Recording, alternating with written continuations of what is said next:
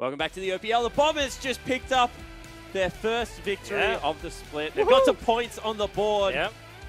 That's two. 2 out of the 3 so far. They have a point. Can Sin win a game? As Meatloaf said, 2 out of 3 ain't bad. And then, Not a Meatloaf fan? I don't get that reference either. Sorry, guys. I wonder if like the people watching get all these Bryce references. and I mean, I know my auntie's a fan of Meatloaf. I'm a big Meatloaf fan. I don't know. That's all I know about them. That I have one relative that's a fan. Yeah, if we ever have a road trip together, we're playing Meatloaf the whole way. However, back to today's games. Interesting comp once again coming out of Sin Gaming. Triple 80 carry with solo frontline.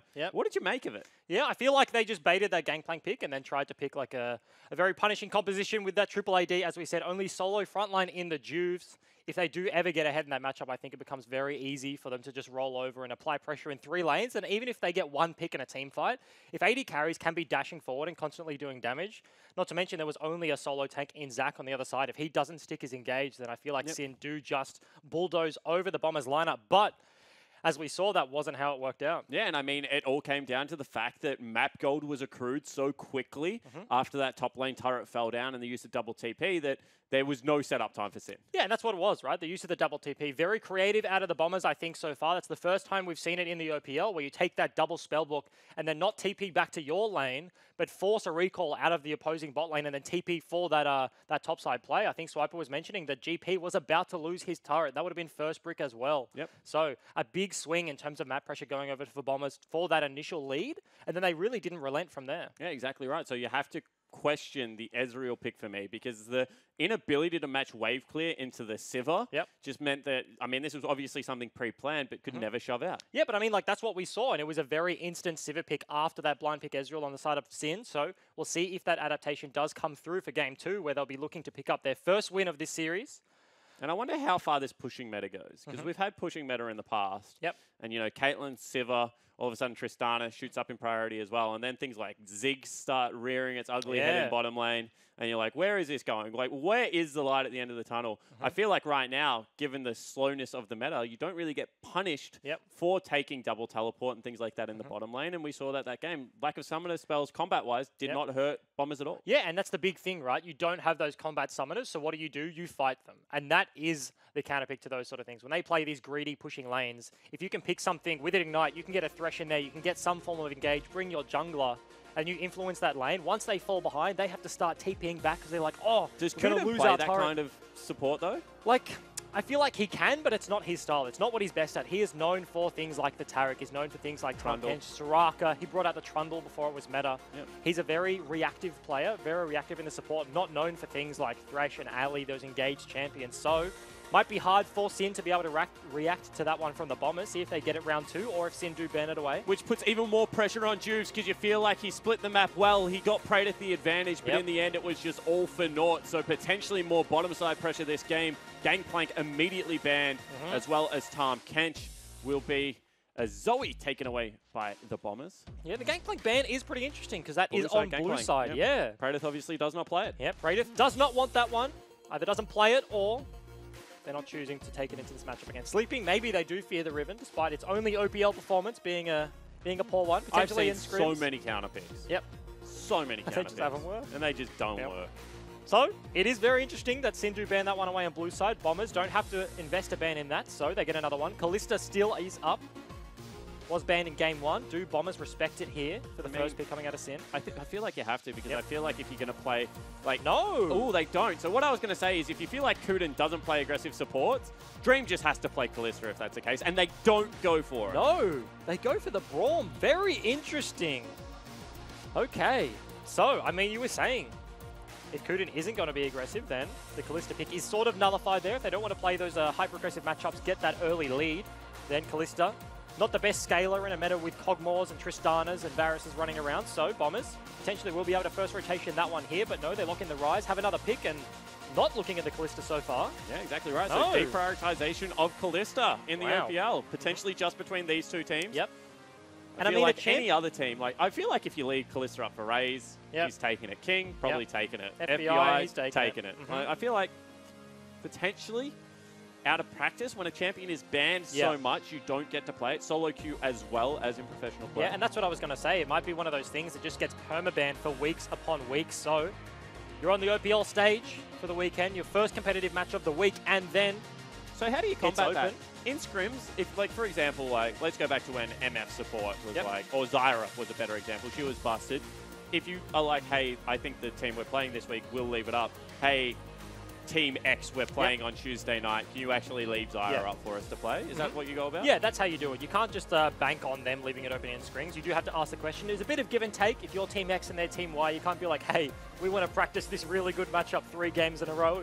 Can you please just lose 3 games to us, please? But no, that's not how it works. Actually, we do see the Kalista coming through, but yeah, there is a bit of give and take. You have to be like, hey, we'll leave this up. Can you play this matchup into us and we'll play something for you guys? So it requires working together, and Sin obviously don't prioritize that one very highly. Bombers, they do pick up the Kalista. Because if we continue the conversation, obviously fans will come through, we'll recap it later. But I think people at home would find it interesting that in traditional sports, you kind of intertrain, so within your own club, so you don't have to ask someone else for help. Whereas if you're the Chiefs and you're about to play Direwolves, you might have to say, hey, Legacy now play a similar style. Legacy, can we try this against you? Which, I mean, is an interesting dynamic amongst teams. It's weird. It's weird relying on opponents that you could be facing in the upcoming weeks to like. Not could, will be facing in the upcoming weeks. To give you the practice that you need to beat other teams. So it's very interesting, and you can't really. There's this bit of a shift, and it's a bit of a wonky system where like you're trying to hide as much as possible, but you have to give teams inklings here or there when you want to practice these things. So there's the strategies of like, okay, we're playing Sin this week, so we're going to hide a certain pick from them. We only play one champion into this team, another champion into that team. So the meta of scrims does run deep. It certainly does, and the honor amongst Thieves is no one talks about anything. It's very good fun, but let's recap the draft. Braum, as well as Jarvan Cassiopeia locked in for Sin so far. It's going to be Ryze, Sejuani, Kalista, Nah, Alistar, the last 2 bans, as well as Ornn and Tristana. Obviously, an old-school counter pick into the Kalista. Yeah, matches the range. Oh, they do go for the Rakan. Okay. This is the first Rakan we've seen in the 2018 season, not paired with the Xayah. So we'll see how Rosie fares on that one. I mean, we have differing opinions on obviously a very passive Rakan. Aggressiveness of Rosie. So, with that Kalista Rakan, it is a very potent combo. With that, once you hit that level 6, Mega CC chain, Fate's Call, the quickness running out of Rakan, knock up, stun, charm. Obviously, you can still play double Spellbook in this lane. And it's going to be one more time. And Ezreal, something Dream just seems to favor. And this would be courageous. A blind pick Fiora. Is he going to do it? I mean, 15 seconds left. Praedyth is a carry player, and he had some great Fiora games when he was playing for TM. Cool. Vladimir, also a champion that he likes. Yep, okay, so they don't lock in the Fiora, it will be the Vladimir. I want to talk about the Ezreal real quick. Once you pair it with the Taric, I feel like it's a very safe, and I don't actually like the combo. But Ezreal Braum, completely different. Best level 1 of the game. Mystic Shot not only does damage, but it also procs that passive on the side of Braum. So you have CC, you have damage. It's a much more aggressive and potent lane. And it's going to be the Cho'Gath to counter that Vladimir on the top side of the map for sleeping. Yes, so Vladimir does a lot of damage, but he doesn't do enough damage to force Cho'Gath off waves. And Cho'Gath's passive, obviously, getting so much health off back when he's clearing it. Then his silence is really good into it. And obviously, he just eats Ezreal late game is kind of the way it goes. Even Vladimir, because the heal back that he gets from his ulti is delayed in a team fight. So if Vlad flashes into the carries, pops his ulti and then goes into pool, there's about a 1 second timer where he comes out of that pool and his ulti still hasn't healed him yet. So if sleeping is around in that minuscule time frame, he can get the feast off and just chomp Praedyth before he actually does any damage. Yeah, very interesting matchup. First time we've seen it played in the OPL. Feel like we've got a solo tank comp again, although Braum going to help out a little bit more than what Taric did versus a pretty beefy lineup, honestly. Tiger's going to be lifesteal tanking. Luch is going to be a pretty beefy Ryze. We've seen some tanky builds coming out there. Sejuani, as well as Cho'Gath. There's a lot of health pulls to get through on the Bombers composition. And I think Tiger this game will be something to watch, right? On the Kalista, not playing things like the Caitlyn where he can sit back. Tristana, he can sit back. Sivir. Also, the Sivir last game, he didn't even need to teamfight, to be honest. They won that game through pushing and macro and playing the side lane. So Kalista, very different style coming out for game 2 here. They have to track if he can actually step up to the plate here, see if he can play that style. And on the flip side, Sin.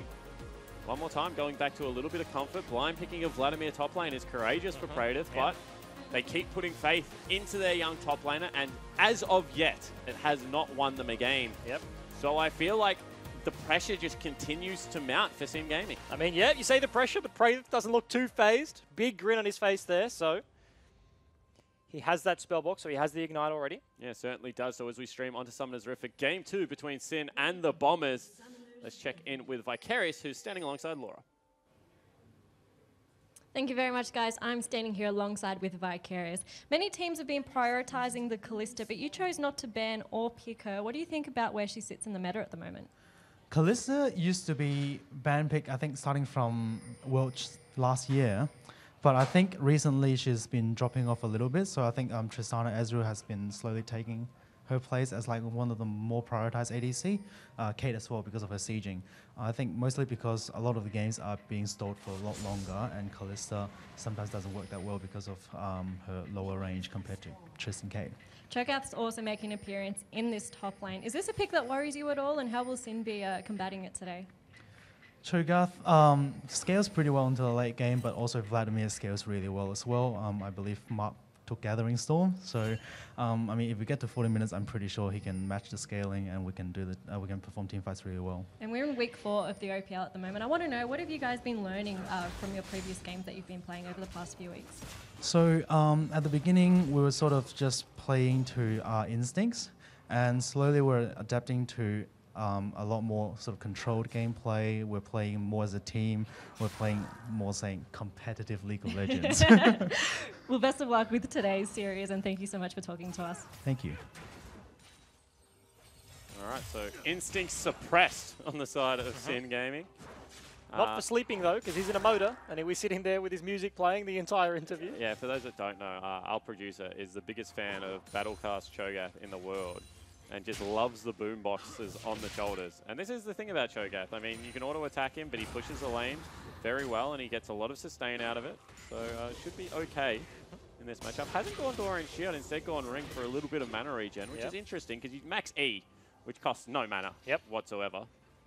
Potentially just wants a bit of extra AP there.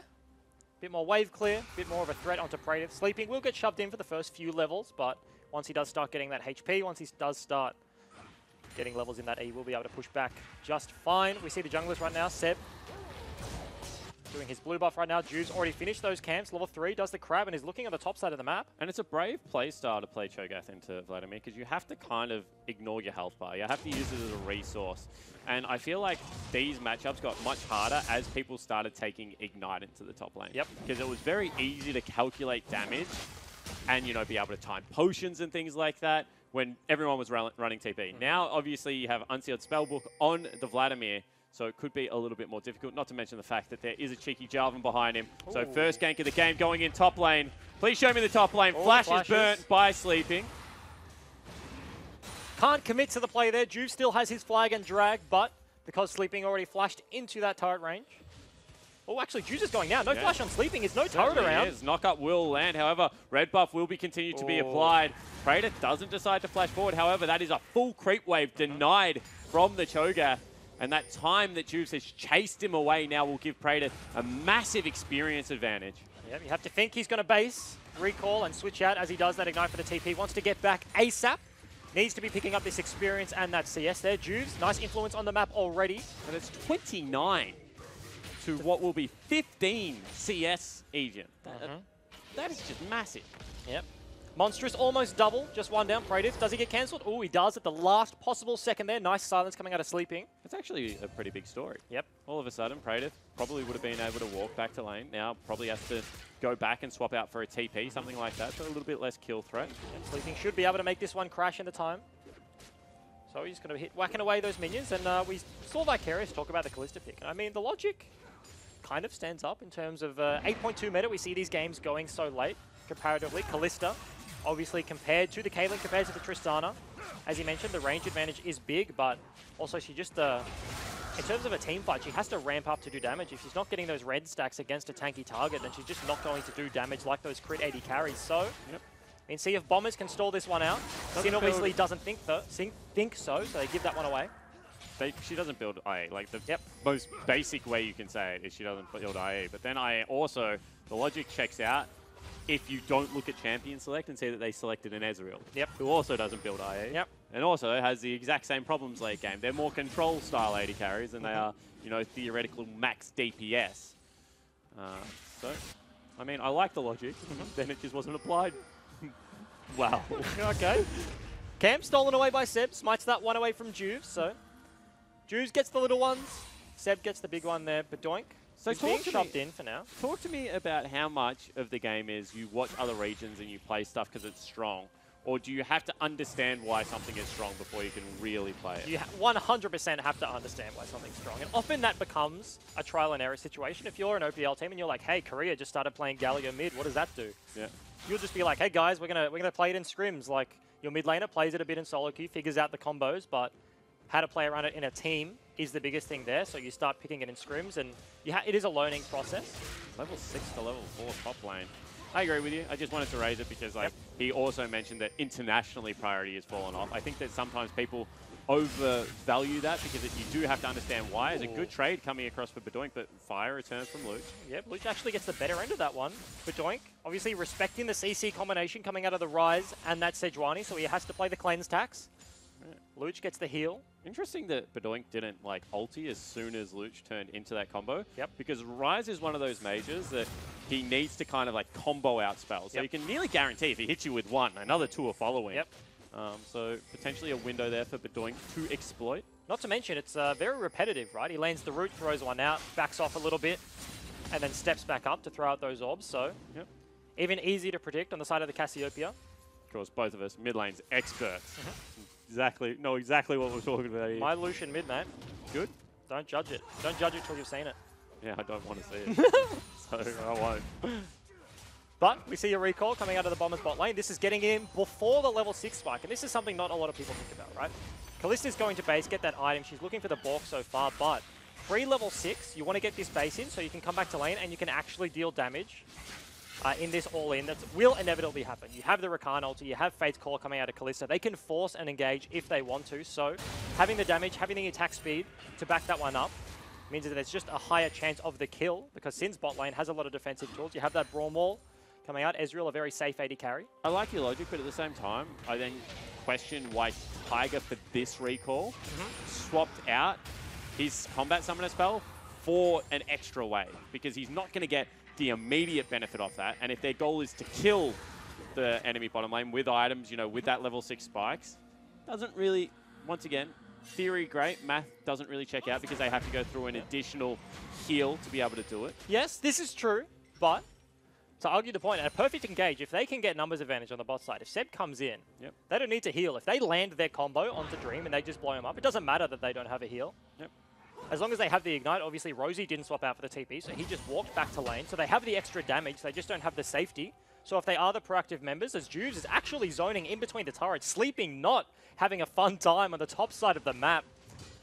Can they just get this turret? Sleeping does have TP, so he's going to base. If he comes back, I feel like they just die. Oh, that's the E though out of Juves. Yeah, it certainly is. That means no knock up. Bit of a cooldown there for 8 more seconds, not going to be available. However, you can see Sleeping is respecting it. Will come back to the lane, I think, as the wave dies, which he does, and Dragon will be picked up right now for the Bombers. Yep, you have to think if Sin can't get this turret, then that trade, not really worthwhile. Oh, actually flashes in, goes for the ulti, picks up first blood. Sleeping, flexing on Praedyth right now. Absolutely, been playing 2v1 the entire game. Juves just sitting up, planting a tent in his lane, and he says no. Praedyth goes down, and that's exactly what we talked about. The silence into the feast combo means Praedyth can't answer with anything if he can't get his spells off, but he's not going to heal. He does nothing, Sleeping. That's the solo kill. That's a big deal for Sin. That is the winning side of the map. Gone. Gone. First blood, 400 gold. That's about 20 creeps. I mean, this is a perfectly even lane. Gets a feast for the first stack. Scales forever, Cho'Gath now. Yeah, 100%. And also they win on across both sides of the map. As we were saying, they got that Infernal Drake as well. So, across the board again, Bombers, game 2, have the advantage so far in this game. Gold lead doesn't really do it justice right now, but that's a big swing in the top side of the map. Yeah, it certainly is, and it's more of a feel thing all of a sudden. You feel like you should have got the turret there. You feel like you should have been an extra 1,000 gold ahead. Definitely do not feel like your top laner should have solo died. So now Praedyth, pressure on to be able to make this matchup work. He blind picked the Vladimir. You can see this is the stage of the game that Cho'Gath loves. He doesn't care. Takes a bit of damage, pops a health pot there, one of his refillable charges, but when the next wave comes, he's going to get a lot of that health back. Anyway, Juves was pottering around still. Silence lanes again. Does the knock up? It does. Yeah, it certainly does. Nice that trade. will be a good trade for Sleeping. And his ultimate is just instantly a nuke. So Praedyth always has to be aware of whether he's in feast range. Ooh, just sidestepped that one. That would have nearly been it again, I feel like. Has the backup of Seb right now, so Praedyth not playing too far up. Would have an inkling. Juves did play some vision on the top side of the map for Sin Gaming, so they might know where Seb is very briefly if he chooses to walk into that river. A lot of pink wards invested in the top side of the map, so you can see Sin trying to make it work up here. So far it hasn't, but see if they can turn it around. And interestingly, the bot side of the map has been very safe this game. Good for Sin. Ezreal Braum obviously does not want to fight early. Actually, Bedoink looking up here, but he is on a ward. Yeah, certainly Seb is. sees They're him. rotating multiple members up here to see if they can get a turret. Ooh. See whether Seb just goes on Bedoink straight Knock up. away. Knock up is there. Bedoink in big trouble, however. Ultimate does land. Cho'Gath will be blown up. Teleport coming in as well. See whether they actually complete this one. Tiger. It's Tiger up here. No support with him, however, means he doesn't have all that much utility. However, spears continue to stack up. In comes Rise. Oh, Braum also meets him in the river. So that will be first turret going down in the bottom lane. However, favor should be returned topside. Dream potentially going onto Luch Potentially here. not, actually. Another TP coming out of Rosie to defend this top side. So they've switched the map right now.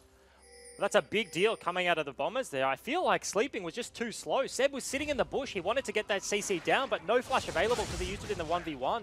That means Sleeping can't close the gap. Cassio eventually lands that ulti, and he goes down for free.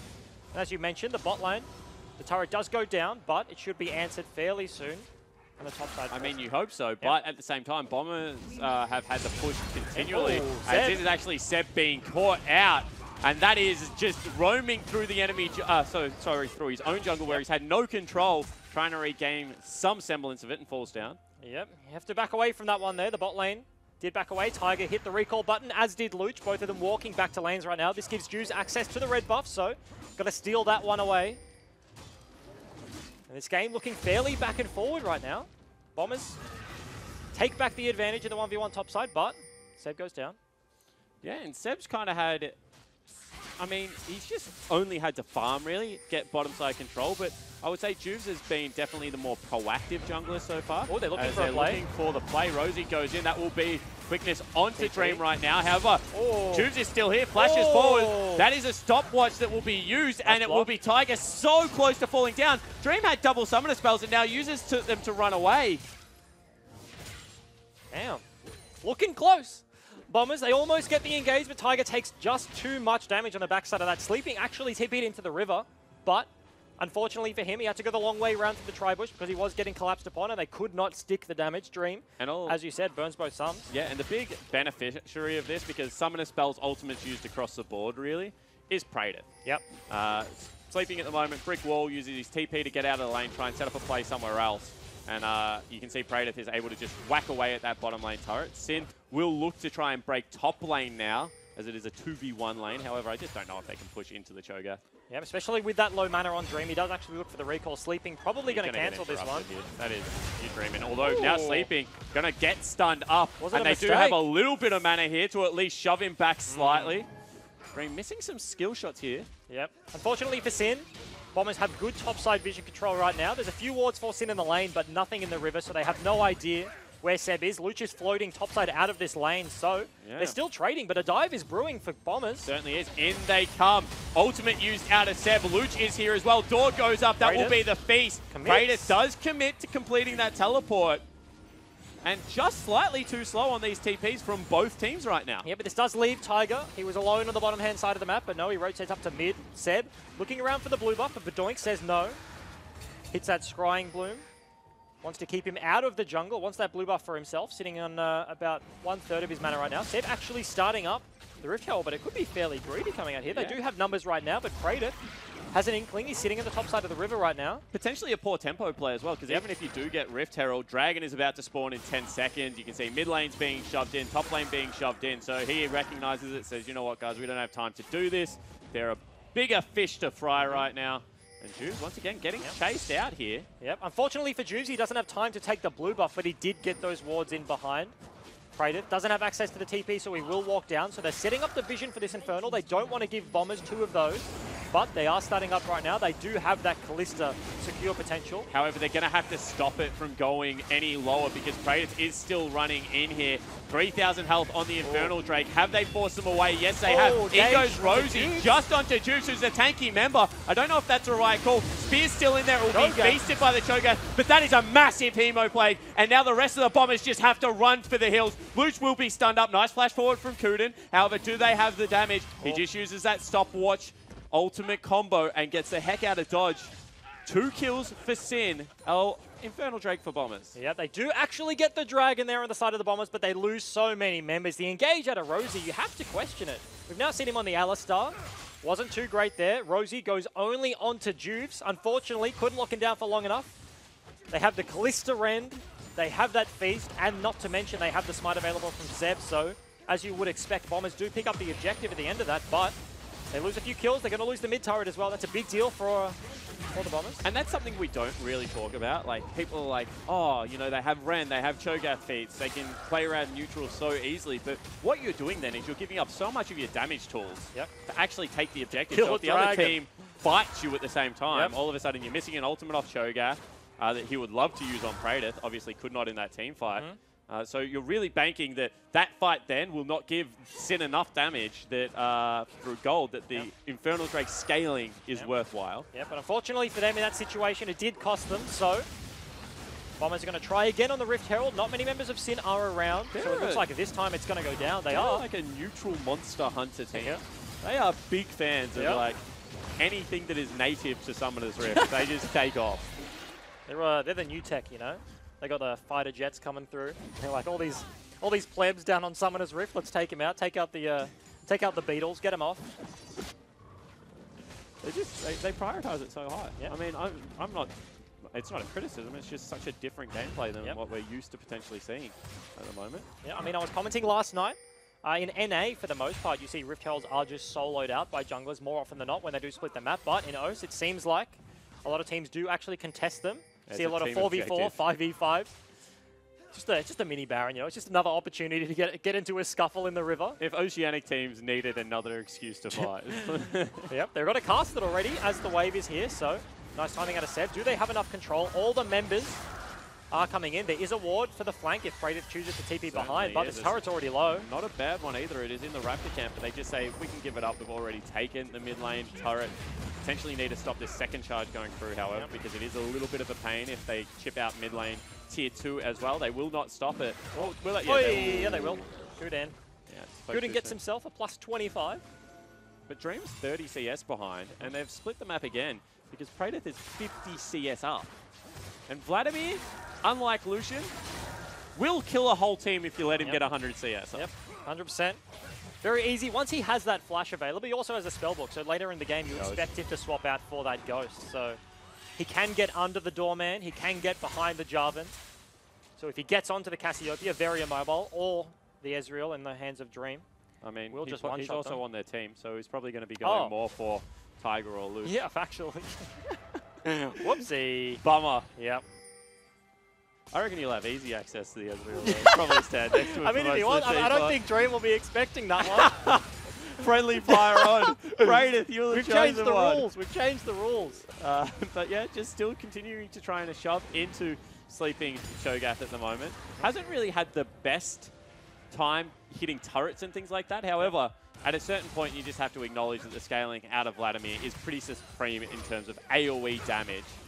Obviously, Cho'Gath will just be a brick wall later in the game. Yeah, but you have to mention when talking about scaling the fact that Bombers, only 19 minutes into the game, already have themselves 2 Infernals, so that's a big chunk of damage. And it's not a big deal so much for Callista, although she likes it. All AD carries like it. But Rise, someone that builds max banner into death cap, ooh, that is a scary prospect. He's going to be pushing a lot of AP this game. Yep, 100% agree with you there. As we see him on your screen now, just going to opt in for a bit of a recall. We have a slight lull. We're approaching 20 minutes though, so the Baron is coming up. As we did mention, the secure potential coming out of the Bombers. It's not the quickest Baron, but if they do get stacks into it, you were talking about it yesterday, if Tiger can sit there autoing. It's hard to take away from them once they get it started up. However, teamfight will be on the books. You see Bedoink going for, once again, a very greedy build. He's got Catalyst into the Rod of Ages with a tier stacking, as well as the fact that he's going Morellonomicon.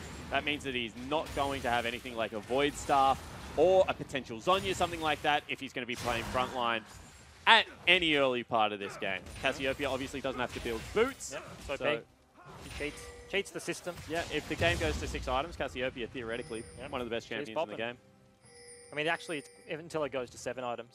Because everyone else can sell it at 7 items. But unfortunately, she hits that cap 1 item earlier for everyone else. So, the top lane being looked at right now by Bombers. They've invested a lot of members, but Sin are looking for the defense. Both carries up here under the turret. They will defend for the time being. See whether they continue to go, because they are pinging it very aggressively, and Juice is not giving up on that engage. See whether he goes over the wall solo. He does. He's looking for Seb. Auto attack only actually stops the charge, and Seb will have to flash. In goes Rosie. A little bit of miscommunication. That one's on the Dream, but a huge ultimate layered with Kuden there on the back line is going to be Praedyth coming in. That will be the ultimate out of Tiger to save his support's life. However, Praedyth is just putting in mammoth amount of work. Seb, stopwatch will mean that he lives for a little bit longer. Praedyth looking for the kill, will be able to get it, flashes away. Juve stopwatch as well. This is a huge team fight, and Sin will pick up 3 kills. And Sleeping lives for so long, but it's too little too late there. Nice engage out of Rosie, but the counter is there for Sin. The TP's come through. Praedyth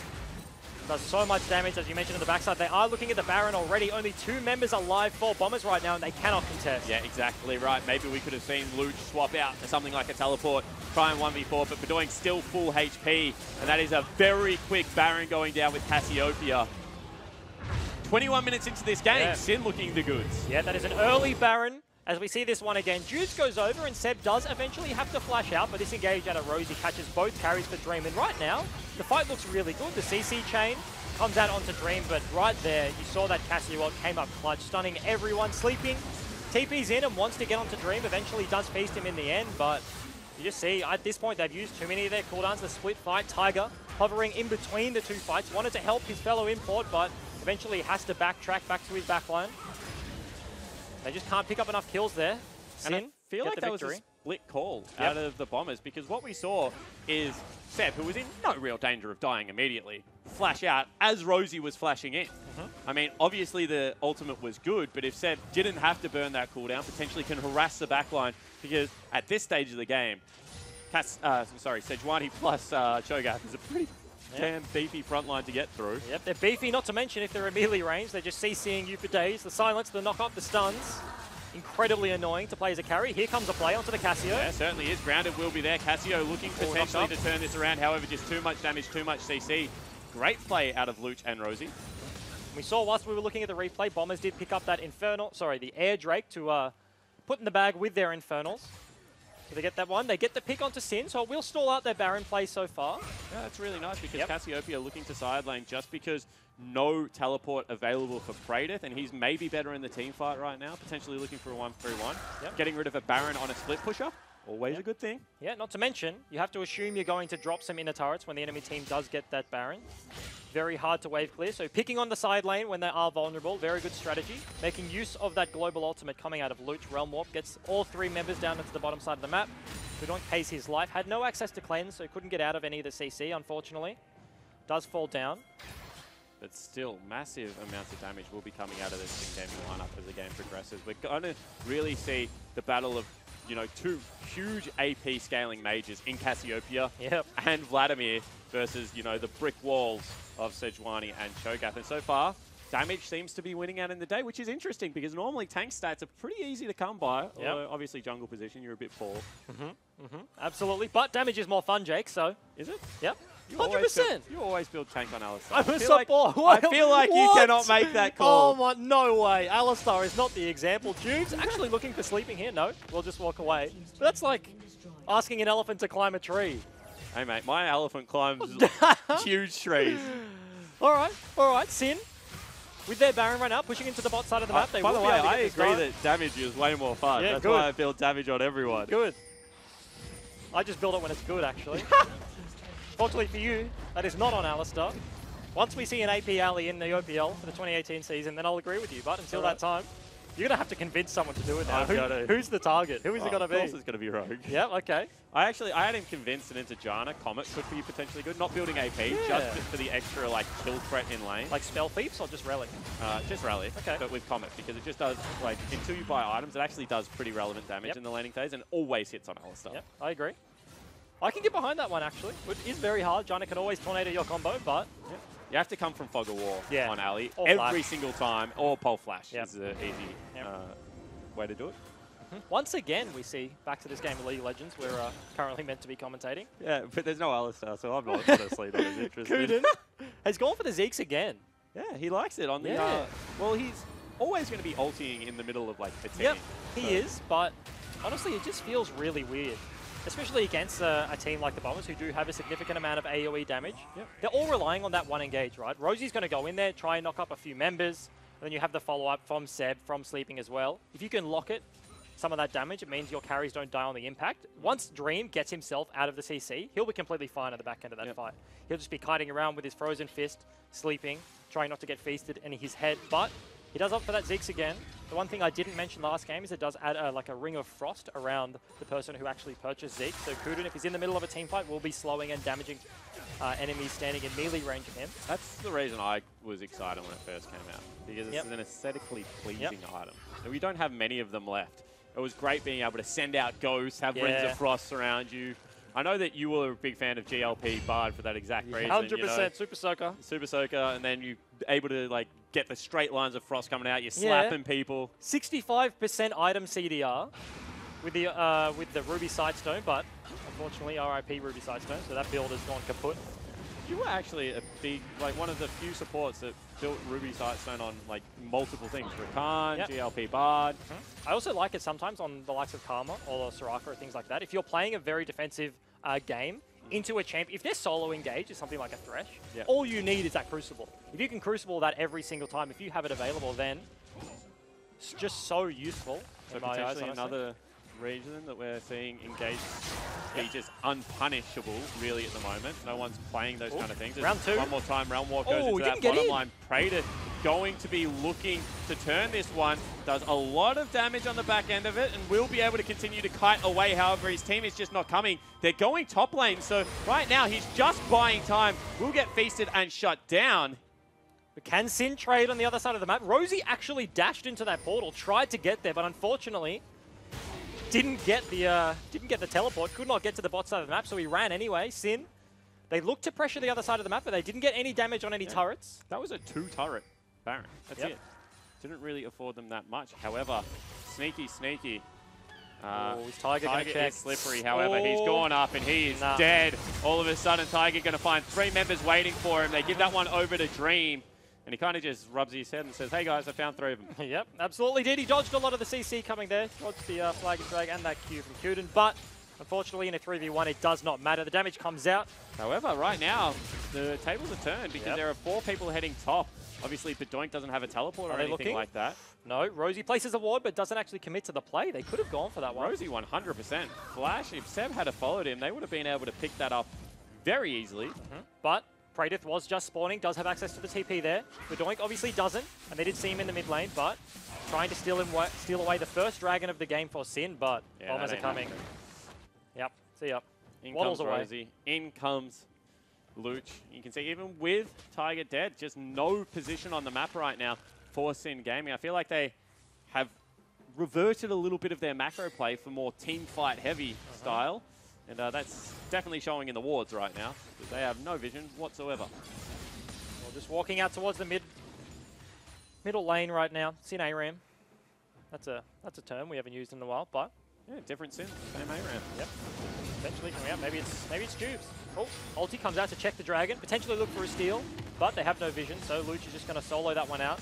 And 4th dragon of the game for the Bombers. At a certain point, you have to stop bleeding dragons. This just means that a Callista composition is going to have access to a 4-stack Elder Drake with double Infernal in it. It's going to hurt. That hurts. Especially if you're a teamfight team, as Sin are. And you've got like the items to be able to go toe-to-toe right now. You want your Vladimir flying into an area like a Baron or a Dragon Pit. Yeah, I mean, it's just not happening. Out of all of the teams at the bottom of the ladder, Sin are the ones we have not critiqued for their lack of engage, right? They have been going for the plays, whereas the Bombers and Tectonic have not. So, interesting to see them struggle in that regard this game. Baron did just spawn, and Bombers are setting up their vision around there. The Crab is on the side of Sin, so that is uncontested vision, but it's going to die fairly soon, as it just times out right now. Yep, now all of a sudden you have to look to face check, you have to look to get in there. Praedyth is not really winning the split push hard because he's against a full tank, like real beefy Cho'Gath now. And this just means that, I mean, really Praedyth can't stop Sleeping's teleport, but Sleeping can stop Praedyth. So ball really in Bomber's court right now, I feel. And pretty interesting to note, Tiger has kept his TP. Out of every AD carry I've ever seen take Unsealed Spellblock, he keeps it latest into the game. He's still got it at this team fight, mid to late stage game. You normally see people take the cleanse. I feel like cleanse would be real useful right now against the Cassiopeia. Yep, Rosie did just base. He swapped out for the Ghost, so wants that ease of engage.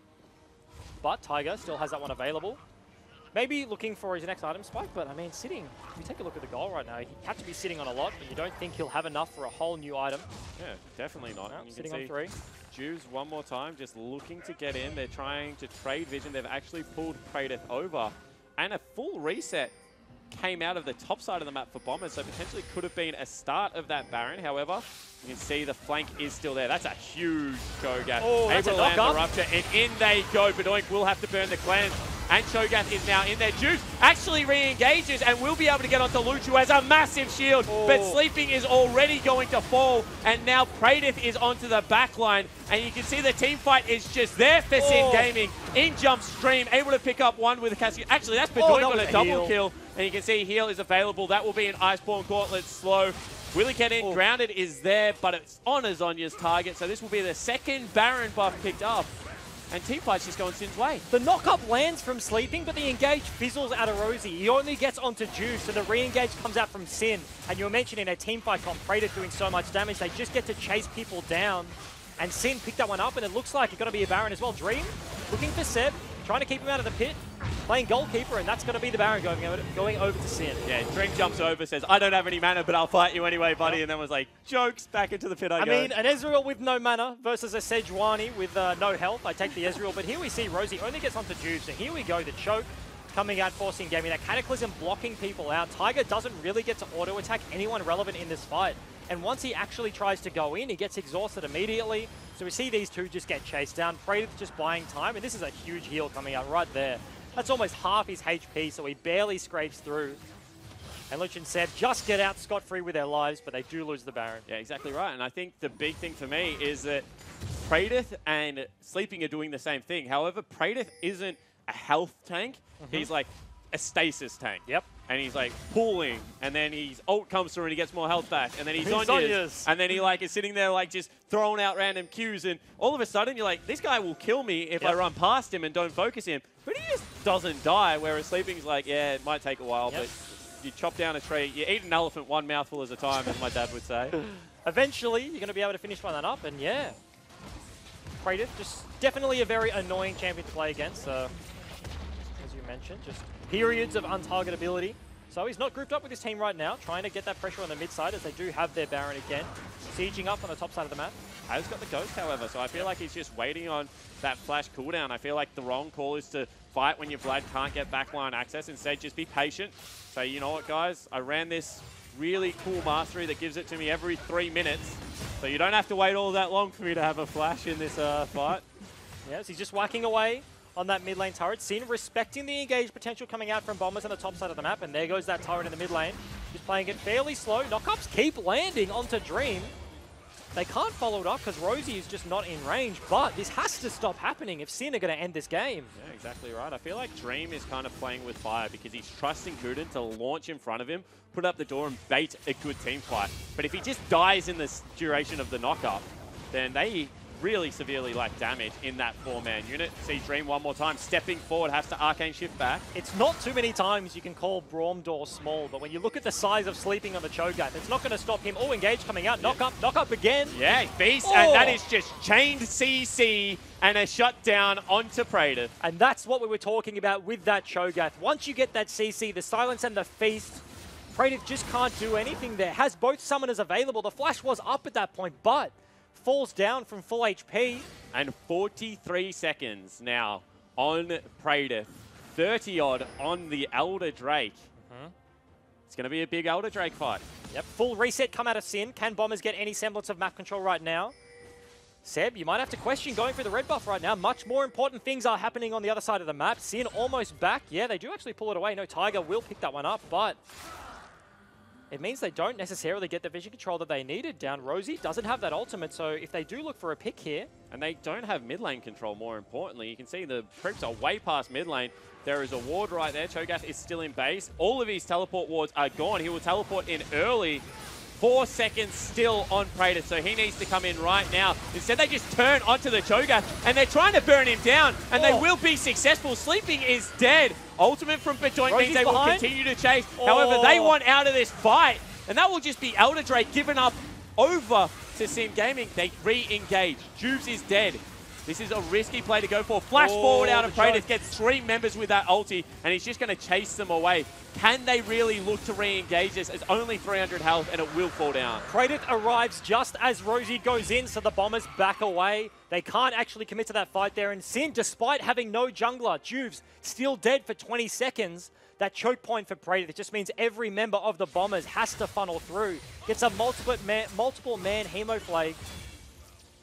And just gonna do so much damage. Bombers have to respect it. They back away and lose the Elder Drake. And this is, I mean, a real nice example of the fact that they gave Praetor something that can split push, but they're bringing him to team fights. And you can see that Juves is much more comfortable in a team fight scenario. Is able to have great engages, knows the damage that his team can put out to take down Sleeping. And I think that, you know, the 1-3-1, they've played it a lot, but potentially 5-man on a screen is the way that Juves wants to play the game. Yeah, but I mean, the start of that engage was Sleeping. Teleporting in, he's a tanky Cho'Gath. That is a big boy. He has so much HP, but if he has to 5v1, standing on a miasma, can't flash away, just teleports in front of 5 members of Sin. But that's what the red buff cost them. Yep. He could have had deep flank wards. They could have had control over the whole area. They could have had mid lane control. No rush on having to do that objective with a Callista, with a Cho'Gath being able to secure it. Instead, I mean, they just mucked around on the top side of the map, and then Cho'Gath was like, well, I have to get there somehow. Means they're engaged, or it means their setup will be frantic. So Baron spawning in a minute and a half. Elder Drake is still on Sin right now. Got about a half, 50%, 45 left. They're looking for something on the side of Bombers, looking to catch people out in the jungle. Yeah, a little bit of a death brush here, but nice ward from Kuden. If there's 2 there, you can expect the rest of the team will also be there. Rosie does have access to the flash right now, so if he can stick around. Oh no, just short. That is a big cooldown. Would have been able to get the blow up onto the support player and potentially stop this siege. However, goes for the cooldown, and now there's really no threat of engage. And he's been responsible, as you said, for every single one of their successful engages so far. Misses that one, meaning they have no tools. The Elder Drake, it's already very hard to fight through, but they're just going to give up the inhib. That's going to cost them. Yeah, I think that's the right call. When Rosie can't get in there, no quickness available.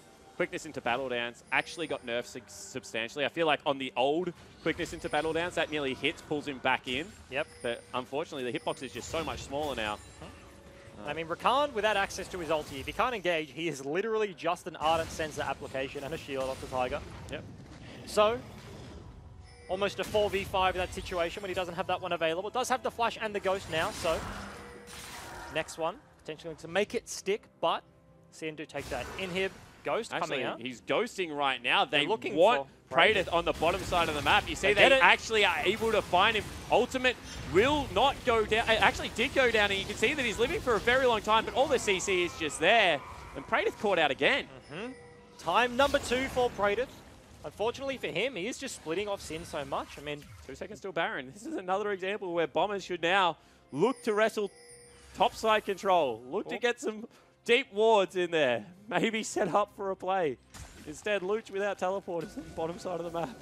Does have access to that spell book, so he could have had it if he wanted, but it's going to be 4 members versus 4 members on the top side of the map here for Sin. And again, they're going in. They've stepped forward. Good 3-man knock-up. However, Luch isn't there. This is a genuine 4v4, and they are able to successfully disengage. Yep, Luch coming into the mid lane now, so he's almost in range for that Realm Walk, but Sleeping on the Cho'Gath, he is landing so many knockups that he shouldn't be able to. Sin just keep getting hit once, one by one. Actually, they're starting up the Baron already. They have the Feast and the Ren. Yeah, exactly right. This is going to be a good Baron. In goes Shoes. They want the fight. Rosie is forced out by Bedoink. So this is going to be a huge Cassiopeia ult. He does get knocked off on the back end, but you can see front-to-back team fight. Bombers are getting very low. Where is Praetor? Teleport can be coming out right now. He flanks in, flies through the team, and will be able to pick up Sleeping, chases out the rest of the Bombers, and they're pinging the base. Baron will be the objective. Bombers had time on the Baron, but as you said, Bedoink clutch ulti there, stuns up multiple members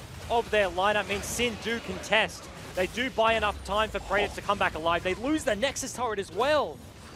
Rosie, once again, couldn't find an avenue into the fight, was caught off to the side, had to actually W to safety. So when he gets ultied up by Tiger, could not get the engage he wanted. They do eventually get onto Bedoink, but he was just too little too late. They had done the damage, had applied the CC.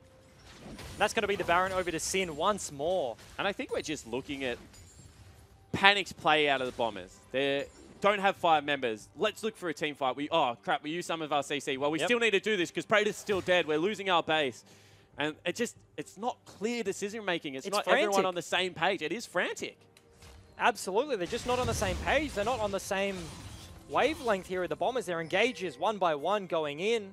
Don't have all their tools. Praetor just picked himself up a death cap, and so did Bedoink. So the damage spikes really coming out for Sin right now. See if they can break other portions of the base. That top inhib is down, respawning fairly soon, but they're looking at the bot side of the map right now. Very stylish, gentlemen. They've got themselves a book. They've got themselves a hat and a staff. Actually, there's about 3 staffs and a book on the side of Bedoink, and Cassiopeia doesn't have legs, so I don't know how she's holding all of them. But at the same time, we've just seen backline access for Praetor has not been an issue in team fights. He's been caught in the 1v1 split, but as far as team fight goes, he's just kind of running at people and mowing them down. Bomber's going to have a really tough time wave clearing this one. See whether Sin just go for a dive. They've been grounded. not hesitant at all. In they go. Luch has to use the Zhonya's already. Turret will be the priority. Good knock up on the back line, but Juice is still in there. Hemo Plague onto 2 members, and that is Seb just getting absolutely destroyed. That is a big Cho'Gath, but he's just not getting anywhere, not doing any damage at all. And you can see Praetor continues to zone the entirety of the team with Bedoink. That is 3 members dead for nothing, and Sin now look to push the Nexus. And you say that's a big Cho'Gath, but he can't do anything in this team fight. Sin find access to the carries, and they're onto the Nexus. Yeah, exactly right. Only 1 Nexus turret left up and available, and Sin Gaming, one more time we have a team getting off 0 points, and they will pick up their first victory. First victory of the season for this team. They look pretty happy with that one. It was pretty back and forth. Sin find themselves with multiple Barons, few objectives under their belt, and a 15,000 gold lead to end the game. And finally they get a win. And Juves' engages those games were clean. Able as pretty much a sole tank. Kuden was always arriving second to those fights. Just dive in and lock down priority members. You saw in that last team fight, burning his Zhonya's before anything had happened really, meant that the Rise was just in no man's land. Yep, 100%. And that's what Braum does. Not only is he very tanky himself, but gives those resist to Juves and then throws up the door, means that he can almost suicide engage and then not fall down. And Bombers, look, all out of sorts, honestly. They had the win in Game 1, then Game 2 going over to the Sin. Completely different lineup by the looks of it. Yeah, but double Infernal Drake. Such good control over neutral objectives early, and then they kind of just lost their way. They kept grouping into these team fights, weren't setting up side lanes.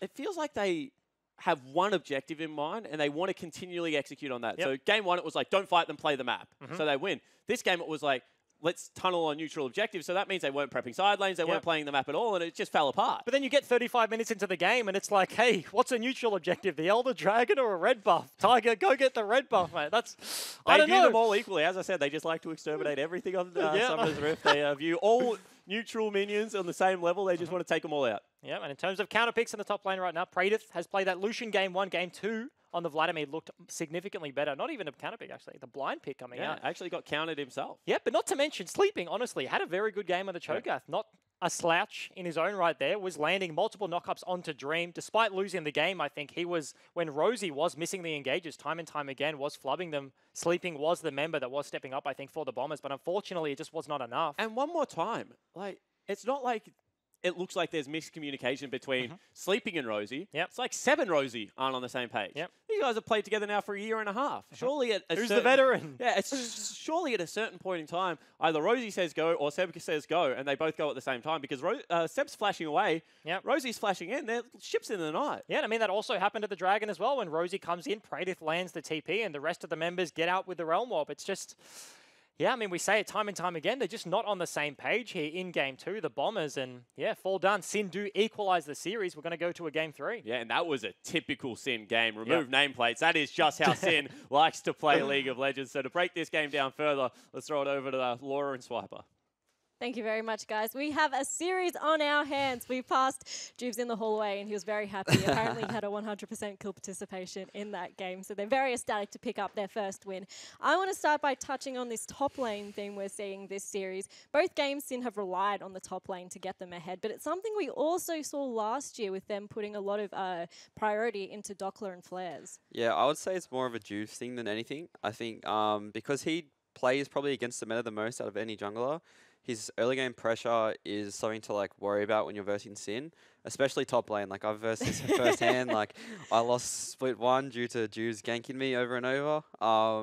But no, like he's very good at very unconventional like windows where he ganks, and paired with that and like picking up carry threats like Pradith, Flares, Doppler, like all of these players can carry with leads, and I would say we saw that just then.